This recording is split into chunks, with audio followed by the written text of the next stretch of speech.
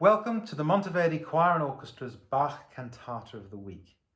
I'm Howard Moody and I'd like to introduce to you Cantata 78, Jesu, meine Seele, performed in September 2000 in the beautiful medieval abbey in Ambronay as part of the pilgrimage in which we made live recordings of all the Bach cantatas.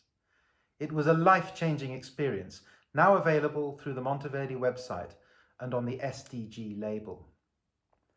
Cantata 78 is from volume 7 out of this extraordinary collection of 27 albums. It's a roller coaster ride through archetypal reflections on suffering, contrasted with some of Bach's most joyous music that expresses our potential for hope and healing.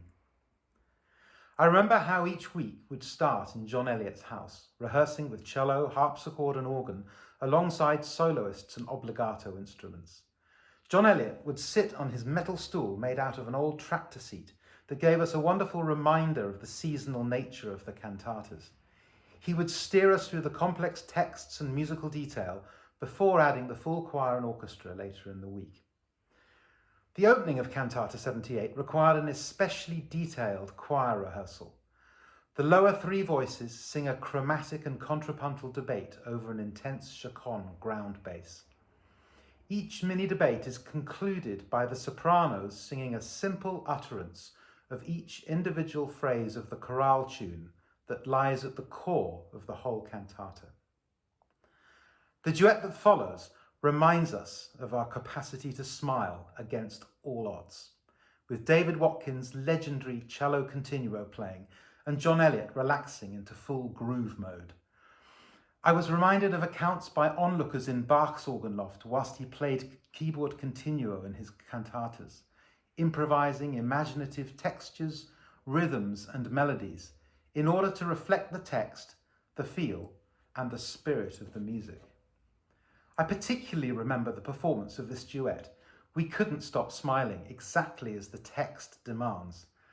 There was an extraordinary excitement at the moment that the offbeats became the groove, allowing the singers, Marlin Hartelius and Robin Tyson, to float over the bass line. I remember the chuckle that swept through the abbey after the play-out. Bach would have approved of how we so obviously communicated the inner spirit of his music.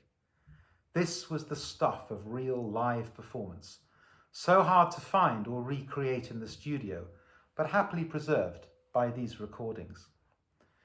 In the following recitative, James Gilchrist assumes a character burdened with sin and sorrow, but the aria with Rachel Beckett's flute obbligato that follows it reverts to a lightness that once again sets us free from the darkness.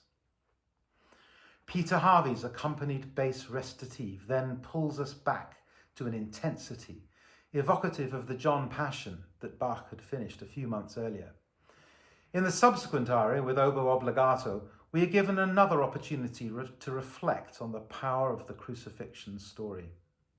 But Bach, forever the community musician, ensures that the cantata ends with an opportunity for everyone to join in, with the optimistic chorale in its simplest form. Enjoy.